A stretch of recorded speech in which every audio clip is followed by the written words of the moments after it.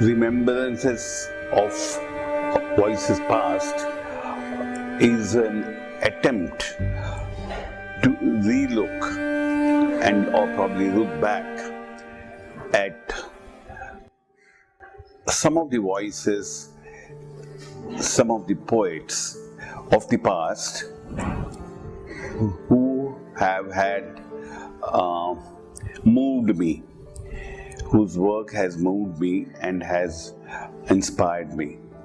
The term past or tradition is often defined and as well as challenged by the idea of change, and there's a constant tension between the process of change and flux and stasis, or the idea of something, the idea of tradition.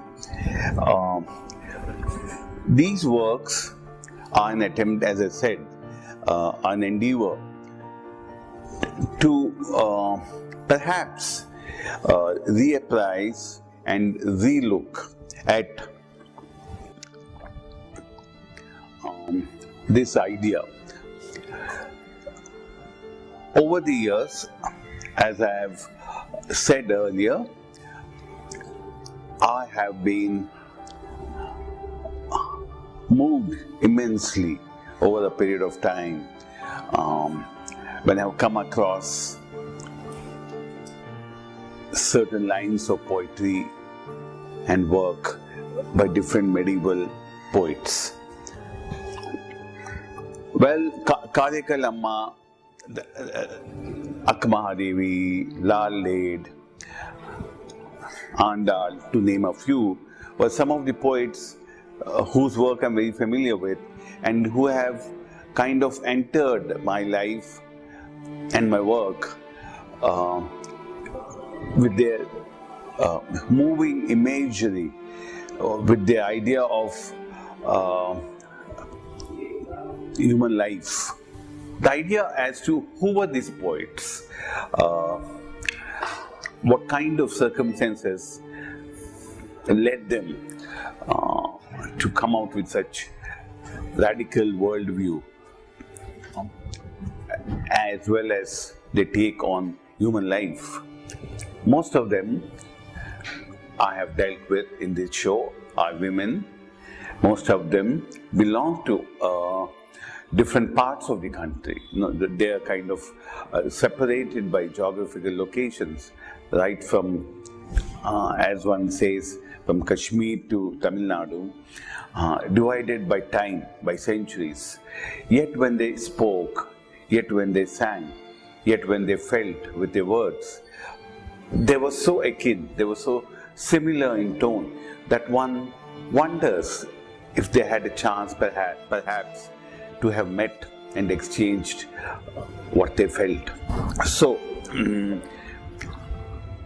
most of the works in the show are also perhaps close to this idea of search for truth, of devotion, and a reverence for truth, for search for truth.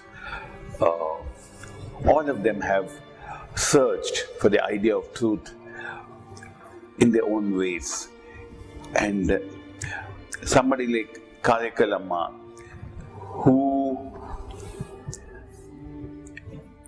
accepts that she would prefer to be ugly hag, to somebody like Akmahadevi or Lal Led, who wandered round naked on the face of earth, singing and talking and expounding about the idea of unity and truth, is perhaps what has moved me, and is perhaps what has become an integral part which runs seen and unseen like a thread through most of my works in the show.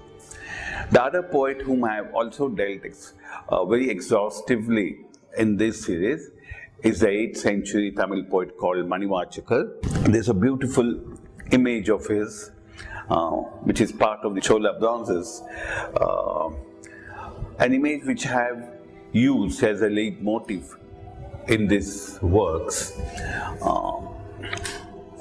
Now, I played around the image, and I have seen, or I have tried, or I have attempted to find out if one could perhaps, if I may put it, approximately closely come to the kind of intensity, emotional intensity which they achieve in their poetry.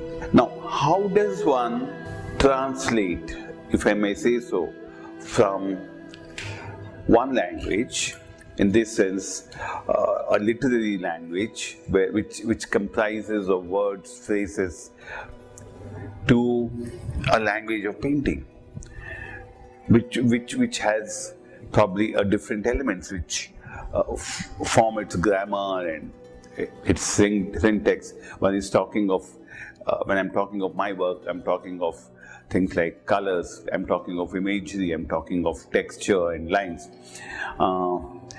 So perhaps the attempt has been to devise means, to devise various modes and ways in which one can perhaps see if this kind of emotional intensity which can be expressed through words or a phrase can be transferred into the idea of paint, into the idea of line.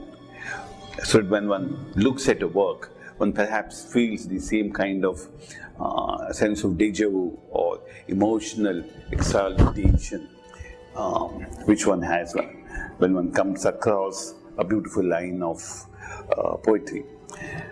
So these are some of the issues I was grappling with in the show. Hence, I'm aware of the fact that perhaps there seems to be an overall lack of stylistic consistency across the body of work.